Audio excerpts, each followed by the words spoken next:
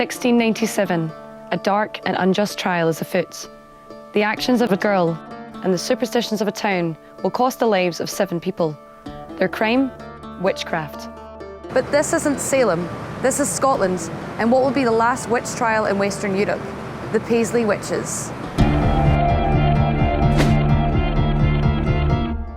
The young girl Christian Shaw, daughter of wealthy landowner John Shaw, accuses the family servant of stealing a glass of milk. The young servant Catherine Campbell cursed the girl, calling for the devil himself to haul her soul through hell. 4 days later, Christian crossed the paths of the elderly woman Agnes Naismith. Naismith was already rumoured to be a witch within the community. This was common for older women who were unwanted by society back in those days.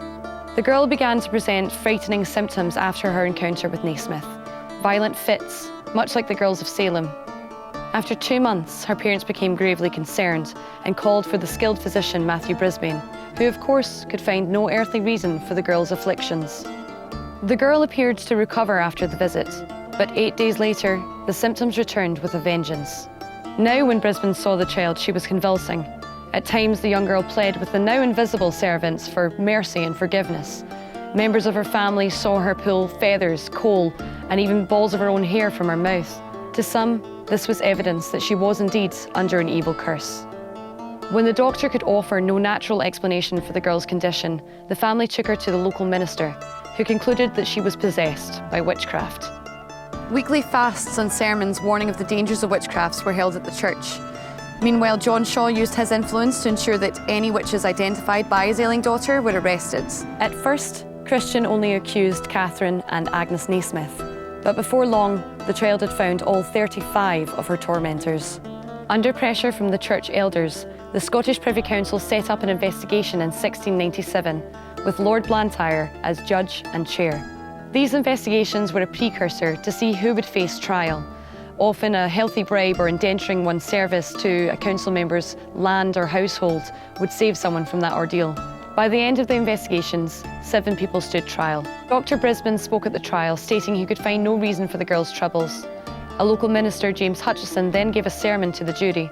This was commonplace in witch trials and often helped secure a guilty verdict.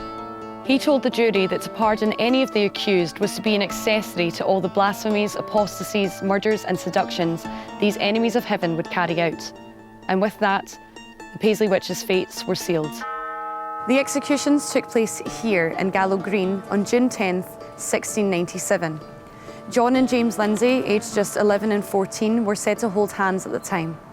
Catherine Campbell, Margaret Lang and Margaret Fulton faced the gallows in fear and anguish. But it was Agnes Naismith who became infamous, laying a dying woman's curse on the crowd and their descendants. For years after the witches were hung and burnt, every tragedy that took place in the town was blamed on the witches' curse. As for the girl at the centre of the trial, Miss Christian Shaw, she grew up to become a successful businesswoman within the mill industry and was sponsored by Lady Blantyre, wife of the witch trial's chief council member. Widowed and then remarried, Christian died at age 52, 1 year after the 1563 Witchcraft Act was repealed. This law banned the prosecution of witches here in Scotland, ensuring that the dark histories of Christian's past would never be repeated.